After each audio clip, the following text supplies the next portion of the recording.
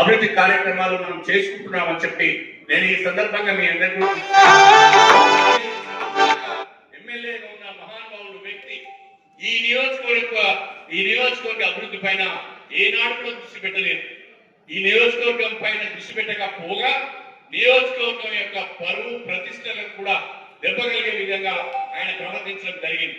ఆయన అవినీతి కార్యక్రమాలు, ఆయన యొక్క అక్రమాలు, ఆయన యొక్క గోకుడు గీకుడు కార్యక్రమాలు మన నియోజకవర్గ ప్రజల పరువు తీస్తాయని చెప్పి నేను ఈ సందర్భంగా తెలియజేసుకుంటున్నాను. దళితుల పేరు చెప్పుకొని తిరిగే వ్యక్తి దళిత బంధునే ప్రతి ఒక్కరికి 2 లక్షల రూపాయల కమిషన్ తీసుకొని ఇచ్చిన పరిస్థితి.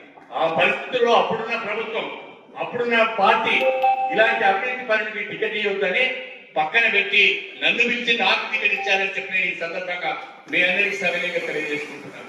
కాబట్టి వాళ్ళు ఈ రోజు మాట్లాడతారు.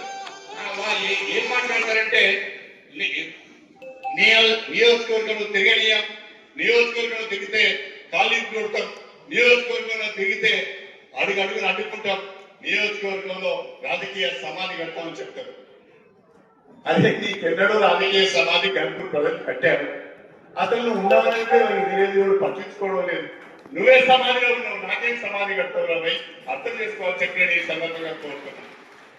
నువ్వు సిట్టింగ్ ఎమ్మెల్యేగా ఉన్నావు, నీకు ఎందుకు అవకాశం రాలేదు? సిట్టింగ్ ఎమ్మెల్యేగా ఉండి బీఆర్ఎస్ కోల్పోగానే కాంగ్రెస్ పార్టీలో చేరాలనుకున్నావు.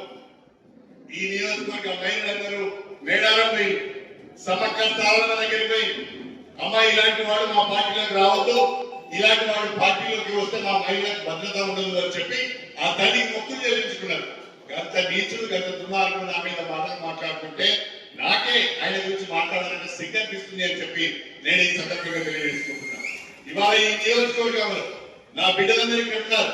నా బిడ్డ నా పక్కన వేదిక పైన ఉన్నది, నా ఎదురుగా ఉన్న మా ఆడపిల్లలందరినీ కూడా నా చెల్లెల్లాగా నా బిడ్డలాగానే చూశాను తప్ప ఎన్నడూ కూడా ఇంకో రకమైన దృష్టితో నేను చూడలేదు. ఆ పాపాన్ని నేను ఉడిగట్టుకోలేదు చెప్పి సందర్భంగా తెలియజేస్తున్నాను.